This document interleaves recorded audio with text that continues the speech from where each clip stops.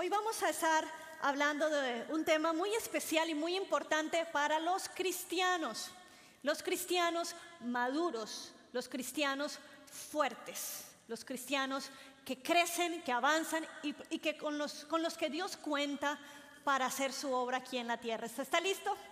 Para empezar, bueno, vamos a abrir la Biblia o encenderla en Efesios, en el capítulo 6, y voy a estar leyendo en la mayoría de la nueva traducción viviente. Entonces, claro, el primer versículo es de la nueva versión internacional, pero no importa, solo si usted ve alguna diferencia. La carta de Pablo a los de Éfeso es una carta muy especial. Es una carta, como todas, una carta de un padre espiritual hacia sus hijos. Y en ese momento Pablo, como en otras cartas, está en la cárcel. Qué productiva que fue la cárcel para Pablo. Si Pablo no hubiera estado encarcelado tanto tiempo, yo me imagino que no hubiera escrito tantas cartas, porque ese hombre no paraba. Ese hombre pasaba. Yo creo que la única forma de Dios tenerlo quieto, digo, mijo, para la cárcel. Necesito que usted esté ahí escribiendo, porque la mayoría de las cartas, y que son tremendas, se escriben desde este tiempo, desde tiempos de prisiones, porque él tiene varios tiempos de prisiones. Entonces, Pablo está escribiendo esta carta y me gusta porque desde el primer capítulo Pablo da un refrescamiento de lo que es la identidad del cristiano, del por qué nos llamamos cristianos. Y Pablo dice que nosotros fuimos escogidos aún desde antes de la fundación del mundo, dándonos una seguridad de quiénes somos en Dios. Queriendo decir, no fue una idea nueva, no fue que a Dios se le ocurrió recién tener misericordia de ti. Déjame decirte que desde antes de la fundación del mundo Dios tiene planes contigo. Y déjame decirte que se van a cumplir. Y eso es una buena noticia, ¿verdad que sí? Entonces, tú estás aquí no porque tú decidiste de alguna manera acercarte al Señor. Desde antes de la fundación del mundo el Señor pensó en un pueblo y pensó en nosotros como su iglesia. Y empieza tremenda esta carta. Pero lo que me encanta es que era una iglesia muy saludable. Y hay dos características que hace a un cristiano saludable y listo para crecer. Como cuando a un bebé le hacen los chequeos y miran que está bien de hierro, que tiene bien sus glóbulos rojos, que este niño está listo para seguir creciendo, no hay ningún problema. Y él observa dos características en esta iglesia que muestran que es saludable, y está en Efesios 1, del versículo 15 al 17. Dice Pablo: por eso yo, por mi parte, desde que me enteré de la fe que tienen en el Señor Jesús y del amor que demuestran por todos los santos, no he dejado de dar gracias por ustedes. Éfeso, la iglesia de Éfeso, no fue una iglesia que Pablo llegó y la fundó como de pronto Filipo, o como cuando él pasó por Berea, que él llegaba y desde ahí empezaba una iglesia. No, ya la obra de Dios había corrido en Asia. Y cuando él llega a Éfeso, ya hay cristianos, ya hay gente que les habían compartido del Señor, pero solamente los habían bautizado en el bautismo de arrepentimiento, o sea, en el bautismo de Juan el Bautista. Pero no se habían bautizado en el nuevo bautismo que Jesús les había dado, que era el bautismo en el Espíritu Santo. Entonces Pablo les dice: ¿ustedes ya recibieron del bautismo del Espíritu Santo? No hemos oído de eso. Bueno, vengan y los bautizo en el nombre de Jesús. Y recibieron al Espíritu Santo. Entonces Pablo dice eso: desde que yo oí, yo fui y yo corroboré esa fe que ustedes tienen en el Señor y amor que demuestran por todos los santos. Y yo no he dejado de dar gracias a Dios. Y miren lo que él ora, dice: pido que el Dios de nuestro Señor Jesucristo, el Padre glorioso, les dé espíritu de sabiduría y de revelación para que lo conozcan mejor. ¿Usted quiere conocer más de Dios? Hay dos cosas que no pueden faltar: que usted sepa en quién ha creído, en Jesús, que usted revise su fe, pero también que usted revise su amor por los demás. Y cuando eso está, usted está listo, como le dije, para crecer en el propósito del Señor. Entonces, yo quiero eso fue el principio del libro, yo quiero llegar al final porque no me da tiempo de ir con ustedes capítulo por capítulo. Entonces vamos a llegar al final, a donde ¿Cómo ve Pablo al cristiano ya maduro y fuerte? Y nos vamos al capítulo 6, en donde dice, en el capítulo 6, versículo 10, dice Pablo, una palabra final, o sea, ya para concluir: sean fuertes en el Señor y en su gran poder. Escúcheme bien, un cristiano completamente maduro es fuerte en el Señor, tiene una relación fuerte con Él, pero también es peligroso, es poderoso. ¿Peligroso para quién? Pues para los reinos de tinieblas de este mundo. Y esa es la iglesia que Jesús está queriendo preparar y formar. No una iglesia pasiva, una iglesia fuerte y poderosa. Y entonces nos dice: pónganse toda la armadura de Dios para poder mantenerse firmes contra todas las estrategias del diablo. Ustedes no pueden salir al mundo una vez que conocen al Señor sin tener en cuenta que ustedes, así como ustedes se visten cada mañana, ustedes tienen que vestirse, o sea, saber cuáles son su vestuario con lo que usted va a salir para poder estar firme. ¿Por qué? Porque si usted es peligroso, pues el reino de las tinieblas lo sabe, de alguna manera. Y no lo digo esto para que usted le tenga miedo, porque tarde que temprano el enemigo quiere matar, robar y destruir. Pero cuando somos fuertes, permanecemos firmes. Y dice, pues, y explica a él que realmente no luchamos contra enemigos de carne y hueso. Si usted está lidiando con el jefe, si usted está lidiando en su matrimonio, usted tiene que enfocarse que esas cosas son temporales, pero que hay una guerra que es la que realmente vale pelear. Hay batallas que hay que pasarles por encima. Usted no se desgaste con batallas naturales. Usted entienda que hay una batalla espiritual. Y dice, contra gobernadores malignos y autoridades del mundo invisible, contra fuerzas poderosas de este mundo tenebroso y contra espíritus malignos de los lugares celestiales. No te está dando detalle de cómo son, que no importa. Hay una guerra espiritual. Lo que usted tiene que saber es, por lo tanto, póngase que todas las piezas de la armadura de Dios para poder, una vez más, resistir al enemigo en el tiempo del mal. Así, después de la batalla, todavía seguirán de pie firmes. El Señor Jesús quiere una iglesia fuerte, madura. Ese es el punto de madurez al que cada cristiano debe llegar, porque su iglesia es su novia, pero su iglesia es su ejército en esta tierra. Los encargados de hablarle al mundo de esperanza somos usted y soy yo. Y si nosotros nos quedamos callados, el mundo no va a saber la esperanza que hay en Jesús.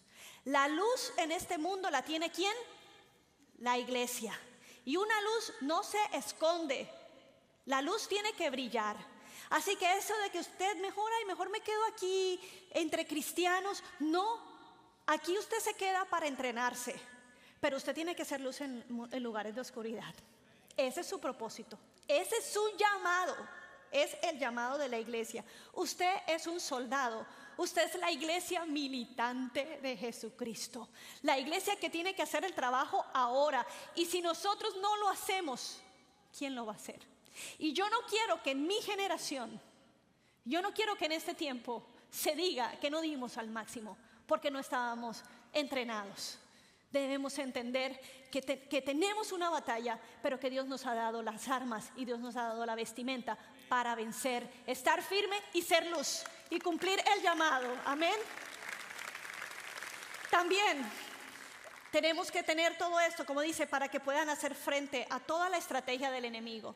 Dice la palabra de Dios que no ignoremos las maquinaciones del enemigo. O sea que de alguna manera, cuando estamos alertas, el Espíritu Santo nos revela. ¿Qué quiere decir alertas?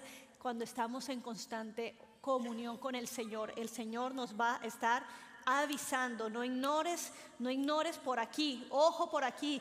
Mira, mejor no vayas. Cuando el Espíritu Santo te habla, cuando el Espíritu te dice o ve, o más bien no ve, depende, el Espíritu nos está guiando. A Pablo el Pablo quería ir a cierta región de Asia y el Espíritu Santo se lo impedía, y se lo impedía, y se lo impedía, porque lo quería llevar hacia España, porque sabía que desde ahí era donde venía después la colonización. El Señor nos estaba viendo a nosotros, estaba viendo al paraíso de la tierra, América. Bueno, entonces, y es una iglesia también que milita en la oración. Usted puede decir, bueno, yo peleo, pero realmente, ¿de qué se trata ser un soldado? Como yo te dije, no solamente estar firme cuando me den palo o cuando el enemigo quiera atacarme, sino yo también ser una persona de ataque y de romper toda tiniebla, toda situación, aún en nuestros familiares que no conocen todavía del Señor, estar orando, porque a través de la oración es un arma poderosa para que precisamente el reino de las tinieblas ceda y se establezca el reino de la luz. Entonces, la iglesia está para entrenar a sus soldados. Dice el mismo libro de Efesios en el capítulo 4, en el versículo 11 al 12, hablando de Cristo, dice el apóstol, Cristo mismo constituyó a unos apóstoles, a otros profetas, a otros los hizo evangelistas, a otros pastores y a otros maestros, ¿a fin de qué? De capacitar o de perfeccionar al pueblo de Dios para la obra del servicio, para edificar el cuerpo de Cristo. Y esos son los dones de Cristo, esos son los regalos. Dice ahí el apóstol que cuando Cristo murió, Él descendió a llevar a todos esos que estaban esperando por esa venida del Mesías, esos que murieron antes de Jesús, poniendo la fe, como un Abraham, como David, todos los que ponían la fe en que Cristo iba a venir.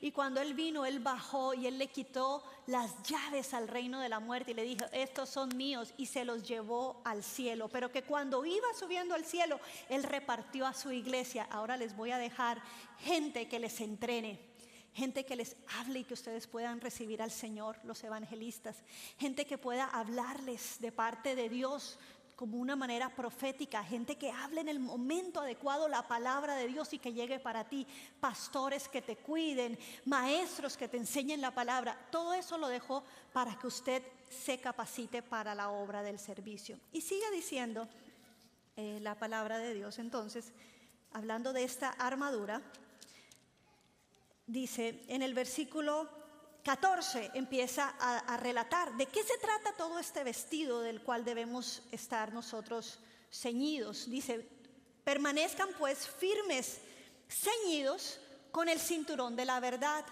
Obviamente Pablo está viendo aquí a un soldado romano. ¿Cuántos de ustedes han visto películas de gladiadores o de los soldados romanos? Y ustedes saben más o menos, yo estaba buscando una foto así de un traje de un soldado, pero todo el mundo está un poco familiarizado. Y entonces el cinturón, que es donde sostiene, realmente amarra todo su vestido, es súper importante, pero de ahí también cuelga su espada. Yo he visto también a los policías hoy en día que el cinturón es súper especial porque ahí cargan muchas municiones, cosas, radios. Y el cinturón dice que tiene que ser de la verdad. De la verdad. Y yo podría decir que no solamente se trata de que usted se vista siempre con verdad y de hablar verdad, sino de que usted esté seguro de quién es la verdad. Que usted esté seguro que conoce a Cristo, quien es la verdad. Y en Efesios 4, el versículo 11, nos dice que hasta que lleguemos a la plena y completa medida de Cristo, entonces ya no vamos a ser niños inmaduros, ya no seremos arrastrados de un lado para otro, ni empujados por cualquier corriente de nuevas enseñanzas. No nos dejaremos llevar por personas que intenten engañarnos. Atención, esta es una diferencia entre una persona inmadura y una persona madura. Una persona madura conoce a su Señor, conoce la verdad, conoce los fundamentos. Y cuando vienen corrientes nuevas, como dice, esa persona no se deja engañar fácilmente. ¿Por qué? Porque conoce la verdad. Es como cuando usted tiene una cartera o algo que dice una marca y usted la conoce, esta marca es genuina, y le presentan la falsificada. Los que son expertos en conocer, o sea, ¿cómo sabe alguien que es falso? Porque es experto en lo verdadero. Esa es la forma de saber si algo es falso. Entonces, por eso es importante que aquí nos entrenemos, que cada vez que usted sepa de que hay cursos, que usted se informe, porque déjeme decirle que el enemigo está queriendo engañarlo. Y desde el primer siglo, desde que la iglesia se instaló, venían doctrinas. ¿Qué doctrinas estaban teniendo estas personas de Éfeso? Bueno, estaban siendo amenazados por los gnósticos. De hecho, en el primer siglo, del primero al tercer siglo, es donde se da todo esto, nacen los gnósticos. Y los gnósticos se derivan de toda la filosofía, porque ellos venían pues era una cultura muy permeada. De hecho, en Éfeso se adoraba a la diosa Diana de Artemisa, se había construido un templo. Entonces eran personas que todavía tenían una herencia de griegos muy fuertes, pero también ahora viene el cristianismo y lo que hacen es una mezcla. Eso se llama un sincretismo. Y entonces mezclan y tratan de hablar de Dios usando filosofías y usando temas, y lo que hacen es que mezclan, y ellos niegan la fe en Jesucristo, de alguna manera diciendo, no es necesario pedir perdón y que Cristo haya muerto por nosotros, por nuestros pecados, solo con el hecho de conocer a Dios introspectivamente. Usted para adentro, usted no conoce nada, usted se conoce a usted. Usted tiene que buscar a Dios a través de su palabra. Pero esta doctrina se presentaba muy convincente. Y Pablo les dice, tienen que echar raíces en el conocimiento de la verdad, de por qué Cristo murió por mí y que esa es la única manera para yo ser salvo. Punto. Y entonces esa era una de las amenazas que tenían. Otros cristianos, no tanto los de Éfeso, los de otras regiones, tenían la amenaza de los judíos y de la religión judía. Que cuando se convertían al cristianismo, ellos decían, bueno, sí, gracias Señor, porque tú moriste en la cruz por nosotros, pero no es suficiente. Hay que añadirle, y tienen que circuncidarse los varones, y tienen que guardar las fiestas, y tienen que otra vez estar en la ley. Y Pablo dice, no. Cristo no murió y no pagó un precio tan alto para que volvamos otra vez a rudimentos antiguos. No, Señor.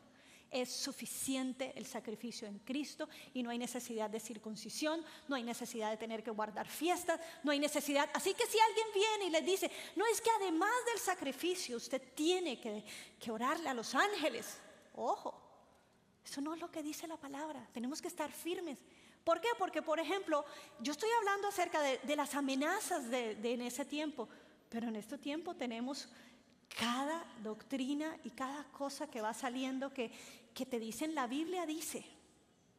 Pero el mismo Pablo dice, cuidado con aquellos que justifican sus pecados con la palabra, que justifican su inmoralidad sexual, que justifican su avaricia, ahí mismo en Efesios. Entonces eran dos enseñanzas, una eran los gnósticos, pero otro eran los cristianos que querían aprovecharse de esta libertad en Cristo para seguir pecando. Y entonces dice, no. Y eso, por ejemplo, está en Efesios 5, versículo 5, dice, pueden estar seguros de que ninguna persona inmoral o impura o avara heredará el reino de Cristo y de Dios. Porque el avaro termina siendo un idólatra, porque adora las cosas de este mundo. Así que no se dejen engañar por los que tratan de justificar estos pecados, porque el enojo de Dios caerá sobre todos los que lo desobedecen. No participen en las cosas que hace esta gente. Yo creo que es la primera vez en donde Pablo dice, cuidado que el castigo de Dios va a caer. Claro, porque era gente que viene a engañar a su pueblo, a decir que sigan otra vez atados al pecado. Dice Proverbios capítulo 29, versículo 6, dice, tarde que temprano el malvado cae, bueno, ese lo añadí yo, realmente dice, el malvado caerá en su propia trampa, pero tarde que temprano el malvado va a caer en su propia trampa. Es muy triste escuchar en la iglesia líderes que tienen un gran don de la palabra. Tienen un gran don de enseñar y uno dice, wow, qué tremendo. Pero después te empiezas a dar cuenta que tuercen, y en dónde generalmente tuercen la palabra de Dios, en la parte moral. No son completamente rectos, empiezan a justificar su inmoralidad. Y es muy triste porque esto daña la imagen del evangelio ante el mundo. Y hemos visto muchos pastores caer, o de pronto que acumulan, o que están presos porque no declaran o porque tienen un montón de cosas. Cuidado, porque la palabra tiene que ser, lo que se enseña tiene que ser veraz y coherente con la palabra de Dios. Entonces nosotros debemos estar con el cinturón ¿de qué? De la verdad, de que estamos bien amarrados a la doctrina de Cristo, a su amor.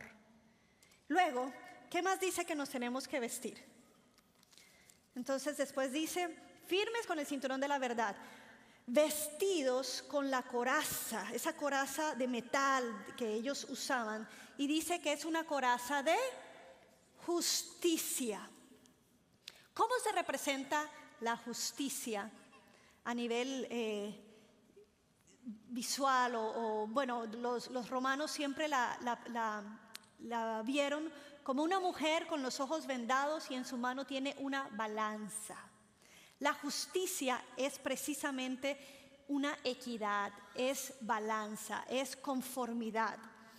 Entonces nos está diciendo que es verdad, que es coherencia la justicia, o sea que va de acuerdo a lo que se cree.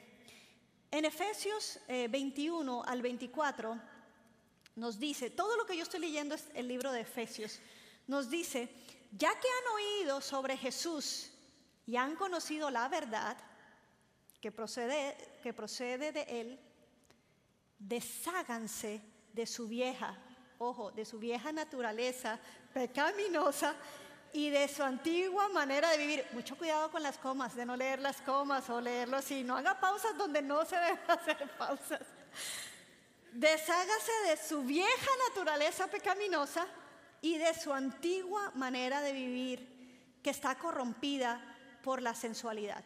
Miren, cuando Cristo entra a nuestra vida y le conocemos, venimos con mañas, venimos realmente sirviendo a nuestros propios deseos. Y ese es el reino de las tinieblas. Somos esclavos de nuestros propios deseos, ¿verdad?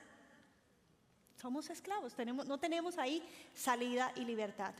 Pero cuando conocemos la verdad, hay que hacerle justicia a esa verdad y tenemos que tomar una acción. Y te dice, deshazte, o sea, quítate ese vestimento de obras de pecado y empieza a vestirte de una nueva naturaleza. Miren, esa antigua manera de vivir estaba corrompida por la sensualidad y el engaño. En cambio, dejen que el Espíritu les renueve los pensamientos y las actitudes. Pónganse una nueva naturaleza creada para ser a la semejanza de Dios, quien es verdaderamente justo y santo. Número 1, la coraza de justicia. Yo estoy protegida, número 1, por un Dios que es justo y santo. No fue que Dios se hizo el de la vista gorda con nuestros pecados. No fue que Dios pasó por alto nuestra maldad. Jesucristo en la cruz del Calvario pagó muy caro e hizo justicia. Dios es un Dios justo y por lo tanto la paga del pecado es la muerte. Y no morimos nosotros, murió Cristo por cada uno de nosotros. Por lo tanto, yo me visto primero con una justicia de que el Dios al que yo sirvo es justo. Pero también yo tengo que entender que haciéndole honor a la justicia de Dios, yo tengo que vivir de acuerdo a la verdad de Cristo, de acuerdo a eso que conozco del Señor. Y por eso dice el apóstol, despójense de esa vieja naturaleza y vístanse. Y uno dice, ¿y cómo se come eso? ¿Cómo así que me quito y me pongo? Y ahí vienen 3 capítulos explicando él cómo caminar en justicia. Por ejemplo, no los voy a leer todos, Pero él empieza así sencillito. Él dice, por ejemplo, en el versículo 25 del capítulo 4, él dice, así que dejen de decir mentiras. Si usted, una mentirita, recuerda, eso era antes. Ahora que tenemos al Espíritu de Dios, que es verdad, hablemos, dígalo conmigo, ¿qué vamos a hablar? ¿Mentira o verdad? Verdad. Entonces dejen de decir mentiras. Luego el versículo 28 dice, si eres ladrón, deja de robar y en cambio usa tus manos para un buen trabajo digno y luego comparte generosamente. Usted sabe que uno de los antídotos del querer acumular, de la avaricia, es la generosidad con los que tienen necesidad. Yo recuerdo que ahorita viendo la película de Aladino, mi hija decía, wow, es que él robaba para comer y él robaba para vivir. Y mi esposo le dice, no, uno no roba para comer, uno trabaja para comer y uno trabaja para vivir. No justifiquemos el mal. Y ella muy viva dice, sí, pero es que no había trabajo. Yo no sé cómo averiguó el problema social allí. Pero bueno, dice, no, deja de robar. Porque no se trata si hay trabajo o no, se trata de que a veces es un deseo, estoy controlado y vi la oportunidad, como dicen en Colombia, me dieron papaya. Yo no sé si eso es malo, perdónenme, pero esto es como, mejor no lo hubiera dicho, ¿verdad? Pero es como, es que se me presentó la oportunidad, dejó eso y yo lo agarro. Y entonces hasta ellos piensan, hasta era pecado no robar, porque estaba tan obvio tomarlo. Y no, tenemos que cambiar la mentalidad. Si eres ladrón, deja de robar. Luego, versículo 29, se mete a otra rama. Mira, no emplees un lenguaje grosero ni ofensivo. Ay, Señor, qué mañas, ¿con qué mañas veníamos? Pero hay un libro muy bueno de Joyce Myers que nos enseña a reemplazar los hábitos. Y dice que si antes, o sea, si tú decías una mala palabra y tú dices, ay, Señor, yo quiero salir, cámbiala por una buena. No es que no la vas a decir, porque siempre te vas a llevar un susto, te van a machucar el dedo pequeño, te van a sacar la piedra y va a salir la palabra, ¿cierto? La que acostumbrabas a usar, cámbiala. Dile, Señor, pero no una que se parezca. Porque con eso estamos usando palabras que se parecen y es casi lo mismo. Es casi lo mismo. Cuando te asuste, yo cada vez que voy manejando y me asusto, yo digo, Jesucristo. ¿Sí? ¿Cierto? ¿Cierto? Me asusto, Jesucristo. Si me golpean, no digo Jesucristo. Eso es solo cuando me asusto. Tengo que buscar una palabra. Pero tampoco digo una mala palabra, porque no me acostumbré a eso. Entonces, él dice, mira, de eso se trata, vestirte, que el Espíritu Santo te va mostrando. Mira, hazle justicia a lo que tú crees. Vive de acuerdo a lo que tú crees. Ni ofensivo. Cuidado cómo estamos hablando hacia los demás. Versículo 30. No entristezcas al Espíritu Santo de Dios con la forma en que vives. Cuidado o sea, ya no es ni siquiera cómo hablo. Cuidado con la inmoralidad, cuidado con lo que ves. No te está diciendo el Espíritu Santo te va a tirar un rayo y se va a ir de ti y nunca más va a volver. El Espíritu Santo fue dado a los creyentes como una garantía. No se va a ir, está ahí para ayudarte, pero no, oye, hombre, que te dé pena con el Espíritu Santo, algo así. No le entristezcas. Y más bien, el Espíritu Santo te está diciendo, yo estoy aquí para ayudarte en tu debilidad. Acude a mí cada vez que estés en momentos, en tentación o en pecado. Acude a mí porque Dios no rechaza a cualquiera que a Él se acerca. Siempre que te acerques al Señor hay oportunidad y recuerda que hay un espíritu que te reclama, que te dice, ya fuiste sellado, no estás hecho para andar comiendo de esto, estás hecho para cosas grandes, para andar caminando en otro nivel y estar como un soldado de Jesucristo, militando y más bien haciéndole guerra a este mundo, a esta tiniebla, porque estamos haciendo nuestro trabajo. No te quedes distraído. Y en ese sentido el Espíritu Santo se entristece, pero está ahí, no se va, para ayudarnos y darnos ánimo y seguir adelante y equiparnos. Y luego dice, líbrense, o sea, ya se mete al corazón, miren, está hablando de la coraza. Y dice, líbrense de toda amargura, de la furia, del enojo. O sea, en pocas palabras es, vamos a tocar el área de las emociones. Ojo cómo estás manejando la amargura, que no se ponga el sol sobre tu enojo. ¿Qué quiere decir? Que no seas rencoroso, que no comas de esto, mastique, mastique, mastique, mastique del mismo chicle de lo que te hicieron.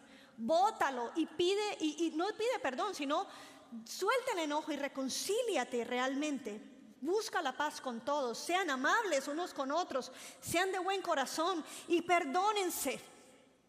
Ese es el antídoto de las emociones de amargura, furia, enojo, tal como Dios los ha perdonado a ustedes por medio de Cristo. Y no queda allí. Este es el capítulo 4 nada más. En el capítulo 5 se mete al rancho, a la casa. En el capítulo 5 dice, por tanto, sean imitadores de Dios como hijos amados y anden en amor como Cristo andó en amor. Y entonces dice, en la casa, esto de vestirse de una nueva naturaleza, se las voy a definir así. En la casa, las esposas, sométanse a sus esposos. De hecho dice, sométanse unos a otros en amor. Pero las esposas, respeten a sus esposos, hónrenlos como cabeza que es del hogar. Y cuando ustedes honran una autoridad, recuerden, esposas, que están honrando a Cristo. Recuerden de quién ustedes son y a quién pertenecen. Y luego dice, y esposos, traten a sus esposas como ustedes mismos se tratan. Como ustedes mismos se cuidan mucho, ustedes invierten mucho en ustedes, ámenlas y trátenlas como ustedes mismos se aman. Y luego dice, padres, le dice primero a los hijos, hijos, obedezcan a sus padres porque ustedes están honrando a Cristo. Cuando estás en tu casa y honras, escuchas el consejo de tus padres, tú estás honrando a Cristo. Pero también dice, padres, ojo cómo tratan a los hijos. No los exasperen, no los ahoguen, no los hagan enojar. Y uno dice, uy, ni ellos tampoco a nosotros. Son las relaciones, se mete a la casa. Y luego dice, y en el trabajo, el sistema económico en ese momento funcionaba con esclavos. Y entonces se va a lo más bajo, a los que no tienen derecho. Y dice, si eres esclavo, trabaja sinceramente hacia tu amo, como si estuvieras trabajando para Cristo. No se trata si se lo merece o no se lo merece. Yo empecé diciendo, no te quedes estancado en batallas, en peleas de este mundo. Levanta tu vista y recuerda que hay un reino eterno. Y cuando tú levantas la vista, entonces tú trabajas de alguna manera que honra a Cristo. Y dice, y el esclavo esté sujeto a su amo, pero también le habla al amo y le dice, y si aquí hay amos, cuidado cómo tratan a sus esclavos. Recuerden que ellos también son hijos de Dios. Así que en el fondo no son tus esclavos, son tus hermanos. Y sobre ustedes dos hay un amo que lo está viendo. O sea, pone un balance en todas las relaciones. Increíble. Esto se trata de vivir en la justicia de Dios. Vivir allí. En el trabajo dice, pues, luego dice eso, que todos son hijos de un mismo amo y no hay distinción de personas delante de Dios. Luego, ¿qué más sigue en cuanto al vestido? Los zapatos. Dice, y se calzan los pies con el evangelio o con proclamar el evangelio de la paz. Qué curioso que el calzado lo pone como una proclamación. ¿Sabes por qué? Porque un soldado tenía que estar siempre listo con sus zapatos puestos. porque no sabía en qué momento tenía que salir. ¿Y se acuerdan que esa era una sandalia de un montón de amarres? ¿Usted se imagina que venga el enemigo y tiene que amarrarse todas esas sandalias, todos esos amarres? Siempre calzados es un soldado, siempre está calzado. Pero nosotros, ¿con qué debemos estar calzados? Dice, listos para proclamar el evangelio de la paz. ¿Qué quiere decir? Que van a haber situaciones en donde nosotros vamos a hablar. Y el apóstol dice, siempre habla la verdad en amor. Siempre en amor. El evangelio no vino a crear conflictos. El evangelio vino a traer la paz. Él dijo en Efesios, en el capítulo 2 y en el capítulo 3, está diciendo el apóstol, de dos pueblos, del pueblo judío y del pueblo gentil, Dios trajo paz e hizo un solo pueblo, para que no hayan unos que sí son hijos consentidos y otros no. No, Dios a todos nos hizo un pueblo y somos herederos de sus promesas. Esas son las buenas noticias que nosotros predicamos. Hay paz para con Dios, hay paz. Y puede haber paz entre nosotros, porque si Él nos perdonó, yo puedo perdonar. Ese es el evangelio que proclamamos. Hay a veces personas que llegan a hablarnos del Señor y ya tienen un ceño fruncido y hasta que a uno le da dolor de estómago. No, este no es la clase del evangelio del Señor Jesucristo. Es un evangelio de reconciliación y de paz. Luego dice, después de la paz, dice, y levanten el escudo de la fe. Ármense con el escudo de la fe para que puedan apagar todos los dardos de fuego del maligno.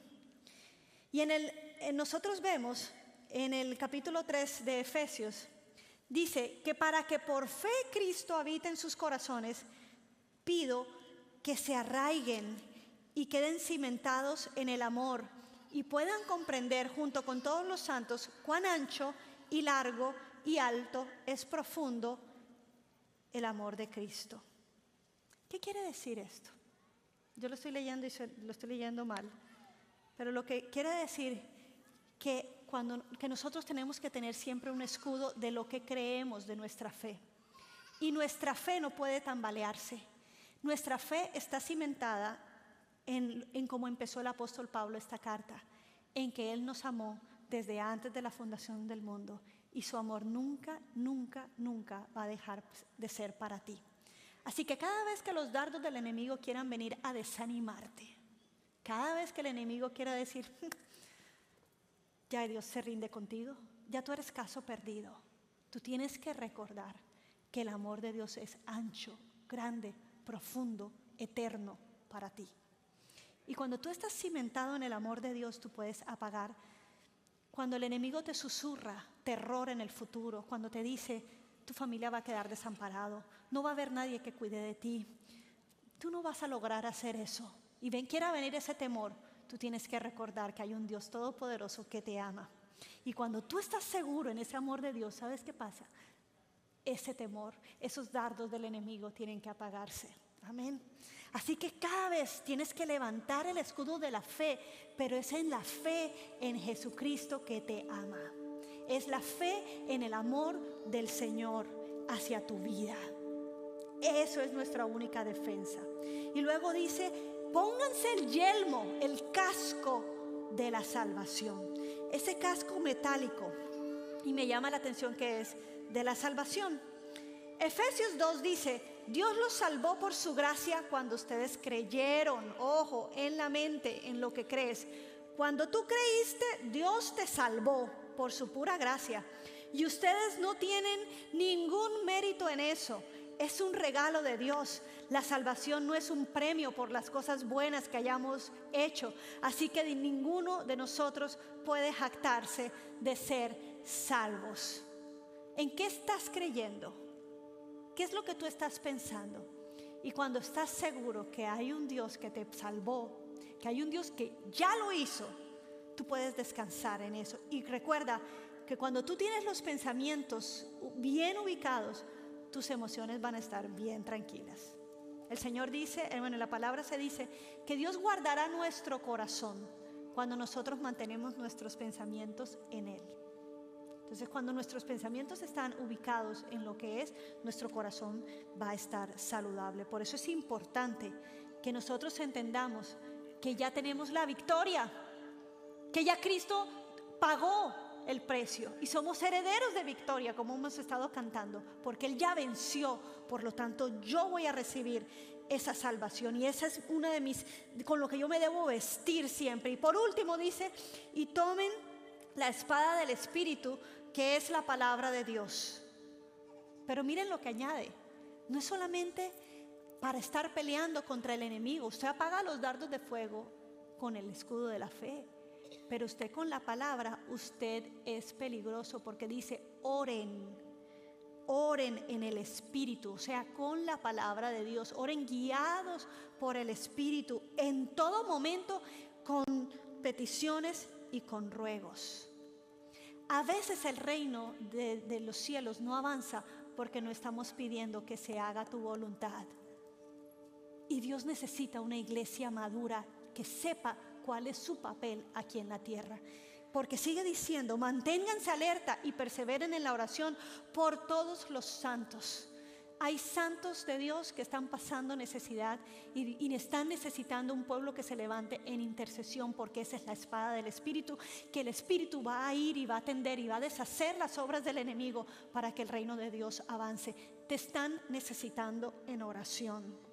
Oren también por mí. Dice, imagínense si el mismo apóstol le entrega a ellos: ustedes son maduros, oren por mí para que cuando hable Dios me dé las palabras para dar a conocer con valor el misterio del Evangelio. Qué hermoso. Dios está contando contigo como un soldado que se levanta en oración, no para pedirle que bendiga la comida, no para pedirle que te acompañe en el tráfico. Eso es bueno, yo no estoy diciendo que no lo hagas, pero hay oraciones que el cielo necesita oír. Hay oraciones que el cielo está esperando que su iglesia militante se levante y tome su lugar. La pregunta es: ¿vas a tomar tú el lugar? ¿Por quién vas a orar? El apóstol te está diciendo: ora por los demás para que puedan también estar firmes, porque no sabemos cuántos están muriendo por el Evangelio. Señor, manténnos firmes. Señor, que su ánimo no desfallezca, que tu iglesia crezca. Hay millones de personas que están necesitando oír el Evangelio, pero hay muchas iglesias que se están levantando a orar, y por eso estamos escuchando testimonios impresionantes en lugares donde nunca antes se ha predicado el Evangelio. Y Dios está haciendo una obra tremenda. Por ejemplo, entre los musulmanes, Dios les está hablando en sueños. Díganme ustedes si eso no es una obra del Espíritu. Díganme ustedes si eso no es la iglesia bandeando esa espada y orando y deshaciendo las obras de las tinieblas. Es hora de que dejes de pelear con tu boca y empieces a pelear por tu casa, por tu familia, por tus hijos, por tu generación, por tu barrio, por tu ciudad. Levantémonos a saber que somos llamados, ese es nuestro llamado, a vestirnos con todo eso para poder ir a pelear y ser efectivos y ganar a más personas para el Señor. Amén. Ponte de pie, iglesia, y vamos a terminar este tiempo.